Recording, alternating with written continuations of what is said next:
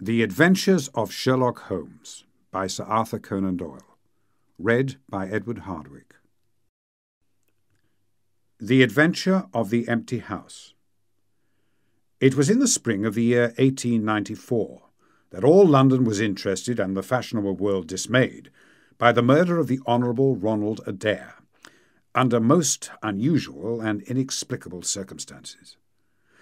The public has already learned those particulars of the crime which came out in the police investigation, but a good deal was suppressed upon that occasion, since the case for the prosecution was so overwhelmingly strong that it was not necessary to bring forward all the facts. Only now, at the end of nearly 10 years, am I allowed to supply those missing links which make up the whole of that remarkable chain. The crime was of interest in itself, but that interest was as nothing to me compared to the inconceivable sequel, which afforded me the greatest shock and surprise of any event in my adventurous life. Even now, after this long interval, I find myself thrilling as I think of it, and feeling once more that sudden flood of joy, amazement, and incredulity which utterly submerged my mind. Let me say to that public which has shown some interest in those glimpses which I have occasionally given them of the thoughts and actions of a very remarkable man, that they are not to blame me if I have not shared my knowledge with them, for I should have considered it my first duty to do so, had I not been barred by a positive prohibition from his own lips, which was only withdrawn upon the 3rd of last month.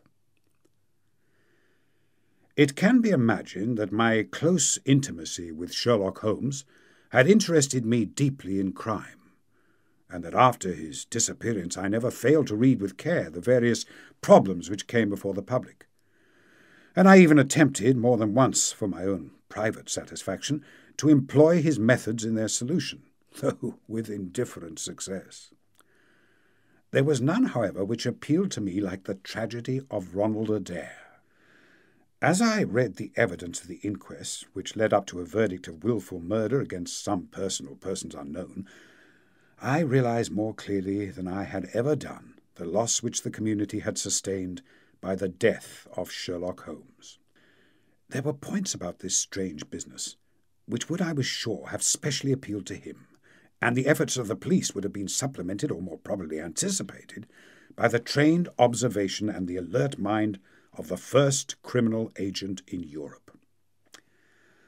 All day, as I drove upon my round, I turned over the case in my mind, and found no explanation which appeared to me to be adequate. At the risk of telling a twice-told tale, I will recapitulate the facts as they were known to the public at the conclusion of the inquest.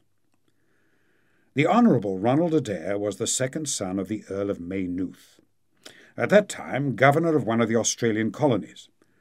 Adair's mother had returned from Australia to undergo the operation for cataract, and she, her son Ronald, and her daughter Hilda were living together at 427 Park Lane.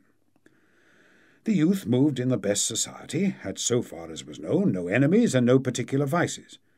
He had been engaged to Miss Edith Woodley, of Carstairs, but the engagement had been broken off by mutual consent some months before, and there was no sign that it had left any very profound feeling behind it. For the rest of the man's life moved in a narrow and conventional circle, for his habits were quiet and his nature unemotional. Yet it was upon this easy-going young aristocrat that death came in the most strange and unexpected form, between the hours of 10 and 11:20 on the night of March 30th, 1894. Ronald Adair was fond of cards, playing continually, but never for such stakes as would hurt him. He was a member of the Baldwin, the Cavendish, and the Bagatelle card clubs. It was shown that after dinner on the day of his death he had played a rubber of whist at the latter club. He had also played there in the afternoon. The evidence of those who had played with him, Mr. Murray, Sir John Hardy, and Colonel Moran, showed that the game was whist, and there was a fairly equal fall of the cards. Adair might have lost £5, but no more. His fortune was a considerable one, and such a loss would not in any way affect him. He had played nearly every day at one club or the other, but he was a cautious player and usually rose a winner.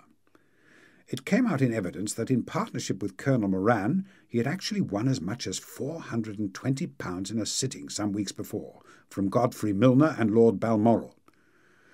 So much for his recent history as it came out at the inquest.